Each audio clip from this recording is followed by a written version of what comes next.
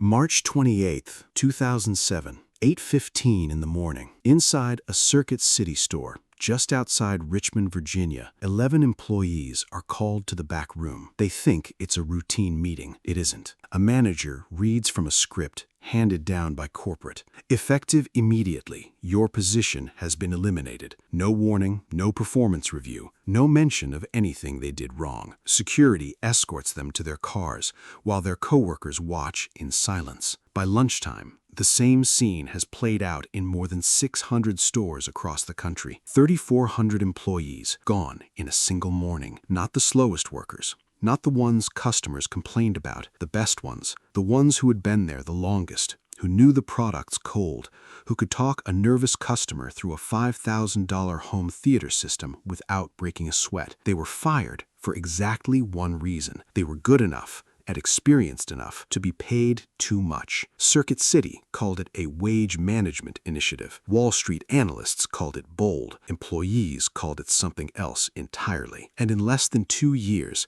the company that pioneered the entire idea of the electronic superstore, the company that once out-earned Best Buy, would file for bankruptcy. A year after that, it would not exist at all. This is the story of how one memo, signed by executives trying to save $60 million a year, ended up destroying a $12 billion retail empire and became one of the most studied cautionary tales in American business history. To understand how a company kills itself by firing its best people, you have to understand what made Circuit City great in the first place. And that story starts not with electronics, but with a barber shop. In 1949, a young entrepreneur named Samuel Wurtzel was on vacation in Richmond, Virginia, when his barber mentioned something that changed the course of his life. The American South was about to get its first commercial television station. Wurtzel saw the opportunity instantly. Television was coming, and almost nobody in the region sold it yet. He moved his family to Richmond and opened a small storefront called the Ward's Company, the name built from the initials of his family. It started as a single shop selling televisions to the public that barely understood what a television even was. But Wurtzel had a hunch that would define the company for the next 60 years. People didn't just need a product, they needed someone to explain it to them. That idea, knowledgeable salespeople as the actual product,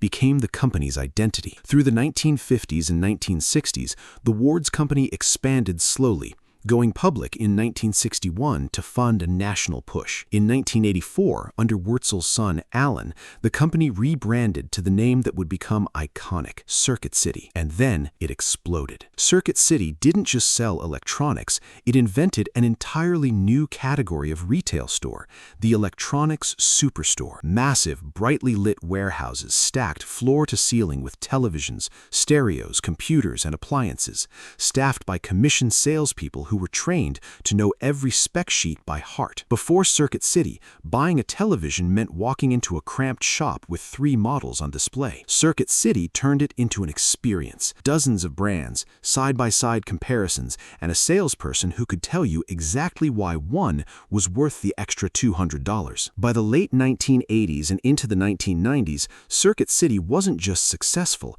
it was a business school case study in doing everything right. In 1999, management researcher Jim Collins featured Circuit City in his best-selling book, Good to Great, holding it up as a model of disciplined leadership and long-term thinking. At its peak, the company operated more than 700 stores, employed roughly 60,000 people, and pulled in over $12 billion a year. For a stretch in the 1990s, it was neck and neck with a much smaller Minnesota chain that most people had never heard of, Best Buy. Circuit City had built an empire on a simple idea: hire people who actually know what they're talking about and pay them enough to stick around. For 40 years, that idea worked. And then, slowly, the company that built its identity on expertise started to see that same expertise as a line item to be cut. Here's the uncomfortable truth about Circuit City's fall. It didn't start in 2007. The wound had been open for over a decade. The layoffs just poured salt in it. Through the 1990s, Best Buy began quietly rewriting the rules of electronics retail. Best Buy stores were open, easy to browse, and staffed by salaried employees instead of commissioned ones. There was no pressure, no upsell, no salesperson hovering to hit a quota. Customers could pick up a product, read the box, and decide for themselves. It felt less like being sold to and shoppers loved it. Circuit City stuck with its commission model. On paper, this made sense. Commission staff were motivated to sell, and Circuit City's whole brand was built on expert-led selling. But the world around Circuit City was changing faster than the company was willing to admit. Electronics were getting more standardized. A television was a television, whether you bought it from a fast-talking commission salesman or a calm counter clerk who could just answer your question and let you go. The premium that customers used to pay for expertise was shrinking, and Circuit City hadn't noticed. Then came a strategic decision that, in hindsight, looks almost self-sabotaging. In 1993, Circuit City launched CarMax, a used car retail concept, and poured enormous capital and management attention into growing it. CarMax would eventually become a massive success story, but it pulled focus, cash, and leadership bandwidth away from the core electronics business at the exact moment Best Buy was pulling ahead. By 1996, Best Buy had officially overtaken Circuit City in market share. Circuit City noticed the trend, but instead of overhauling its outdated store model or rethinking its sales culture, leadership reached for something faster and cheaper: cost-cutting. Throughout the early 2000s, Circuit City's stores began to look tired next to Best Buy's newer, larger locations in better real estate. Inventory management lagged. Store remodels were delayed. Margins were being squeezed from every direction. Cheaper products, thinner profits, and a competitor that had figured out how to make electronics shopping feel effortless. By 2007, Circuit City's revenue guidance had been cut twice in a single year. The company had just posted a $16 million quarterly loss. Leadership was under enormous pressure from shareholders to show a plan, fast. And that's when someone at a boardroom made a decision that would become a textbook example of solving the wrong problem. If the company was losing money, the fastest lever to pull wasn't strategy or stores or product mix, it was payroll. On March 28, 2007, Circuit City announced what it officially called a wage management initiative. In plain language, the company identified its highest paid, most experienced store-level sales associates, the employees who had been there the longest and had earned the most raises and promotions, and fired all of them. Around 3,400 people, roughly 8% of the company's entire workforce. The company's own press release said these employees were earning well above the market-based salary range for their role. In other words, they weren't fired for underperforming. They were fired for being too good for too long and getting paid accordingly. And then came the part that turned this from a painful business decision into a public relations disaster. Circuit City offered many of the fired employees a chance to reapply for their old jobs, the same store, the same role, sometimes the same customers, but at a lower wage after a mandatory 10-week waiting period. Some employees had worked at Circuit City for 5, 10, even 20 years. They'd trained new hires, hit sales targets, built relationships with regular customers who came back specifically asking for them by name. In a single morning, none of that mattered. The message to every remaining employee at Circuit City was impossible to miss. Tenure and experience weren't assets here anymore. They were liabilities. Labor economists were blunt about how unusual this was. Companies had used two-tier wage systems before, paying new hires less than veterans going forward. But firing your existing staff specifically to replace them with cheaper labor was, in the words of one economist at the time, something you'd struggle to find many other examples of in corporate America. This wasn't standard cost discipline. It was a strategy built almost entirely around punishing loyalty and experience. The financial logic looked clean on a spreadsheet. Replace a $12 or $15 an hour veteran with an $8 or $9 an hour new hire. Multiply that by 3,400 employees,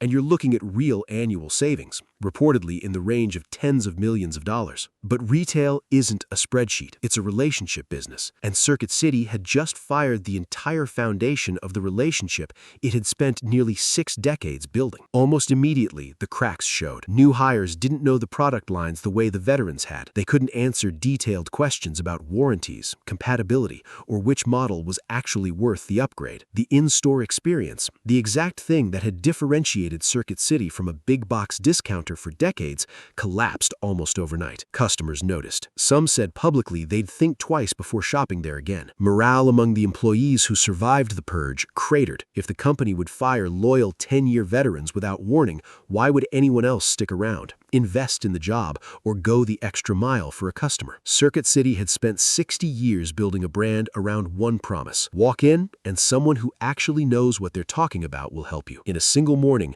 they gutted the very people who made that promise true, to save an amount of money that within 2 years would look almost embarrassingly small next to what the decision ultimately cost them. The layoffs didn't just fail to fix Circuit City's problems, they accelerated them. Sales continued to soften through 2007 and into 2008, just as the U.S. entered the worst financial crisis in generations. Consumer spending on big-ticket electronics, the exact category Circuit City depended on, collapsed. A company with a weakened brand, a gutted sales floor, and almost no cash reserves left had zero cushion to absorb the shock. On November 10, 2008, Circuit City filed for Chapter 11 bankruptcy. Executives spent the following months desperately searching for a buyer or a restructuring plan that could save the company. None came. In January 2009, the decision was made.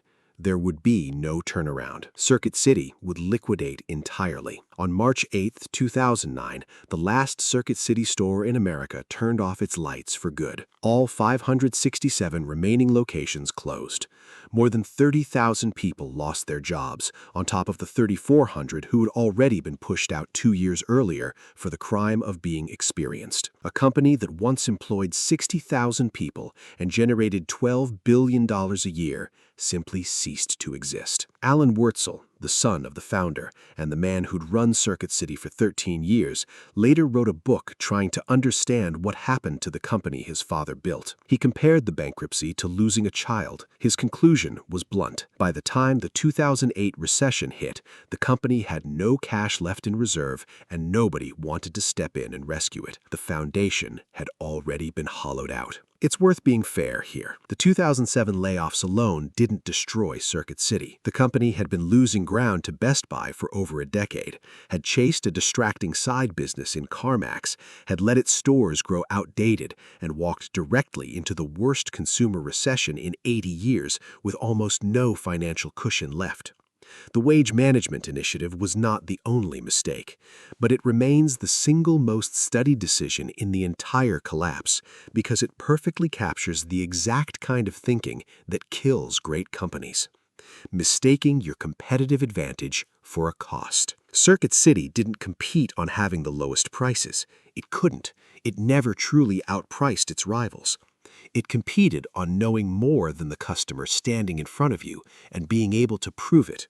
That knowledge lived inside people who had spent years learning it. When leadership needed a quick win for a nervous board and an anxious set of shareholders, they didn't cut advertising or slow expansion or renegotiate with suppliers. They cut the one asset that took the longest to rebuild and the fastest to destroy: institutional expertise. There's a lesson here that goes far beyond one electronics retailer from Richmond, Virginia. Every company eventually faces pressure to cut costs. The businesses that survive that pressure are the ones that can tell the difference between a genuine inefficiency and the very thing customers are actually paying for. Circuit City's leadership looked at their most expensive employees and saw a cost problem.